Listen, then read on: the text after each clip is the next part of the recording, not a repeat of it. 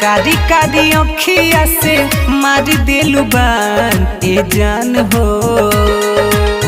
चितवे पर चढ़लू अखिया में गड़लू हमके दीवाना बनैलू। भूत प्यार के कपार पर चढ़लू ए जान जहिया से मुस्कैलू। अपना प्यार में बेमार तू बनैलू ए जान जहिया से मुस्कैलू।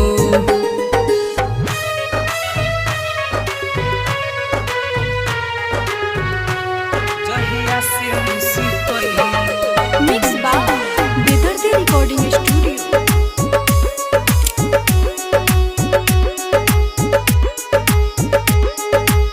नीक न लागे खाना पीना ऐसन कैलू।